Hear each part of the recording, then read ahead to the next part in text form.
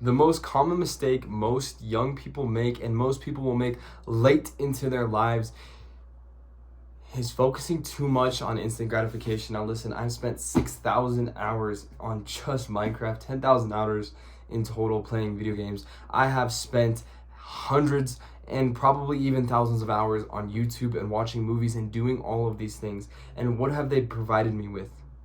Nothing. You don't get anything from playing video games. As soon as I stopped, almost all the friends that were built on video games left my life. As soon as I stopped. Instant gratification leads us down dark roads. Instant gratification leads you to drinking alcohol and to going to parties and becoming drug addicted, becoming an alcoholic. And listen, I've lived that life. I've went to the parties. I've smoked my weed. I've drank my alcohol. I started vaping and smoking when I was like 13 in middle school. What I am trying to tell you is instant gratification is a plague, because instant gratification tends to be those things like junk food, video games, porn, all these things that are bad for us. We want it now because we get so much reward for no effort.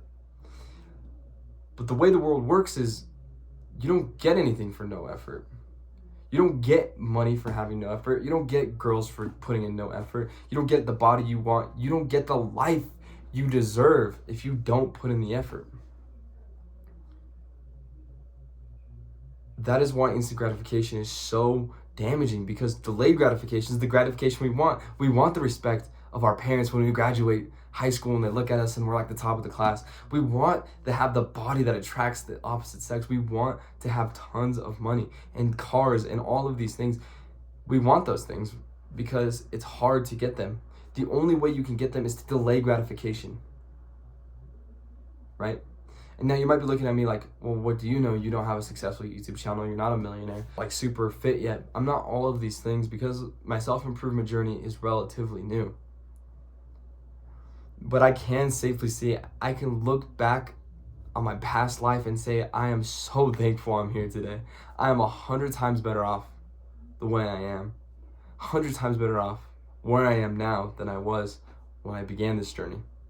And so I encourage you, stop making the mistake of falling into the instant gratification trap. It is not worth it. Your long-term goals will only suffer for your short-term happiness. And when you look back, the future you looks back at present you're gonna think, man, I hated what I did. When I worked 2 jobs and saved thousands of dollars, which allowed me to quit my job and focus full-time on working on my business goals, I can look back and say I'm so grateful for my past self. When I look in the mirror and I see that I have abs now, I look back and I say, man, I'm grateful for the hundreds of hours I've done doing ab workouts.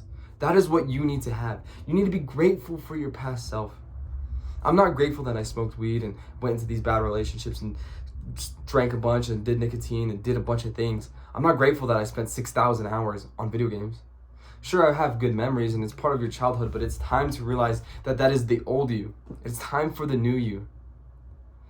So that is why you're going to get rid of instant gratification. Look, I understand it's not going to be easy. It's not going to happen overnight. It's not going to be something that magically appears. I want you to target one thing. The first thing for me was quitting nicotine, which was a big challenge.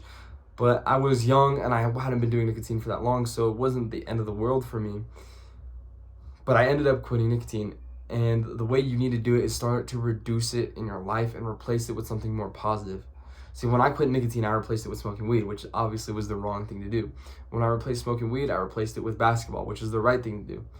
So when it comes time to quit your first habit of choice, it doesn't have to be something as big as nicotine. It could be something as little as like stop drinking caffeine, which I've done, or it could be something completely different. You want to quit playing so many video games. You need to, one, start reducing. Look at it and start reducing. Okay, I'm only going to hit my vape once every single day.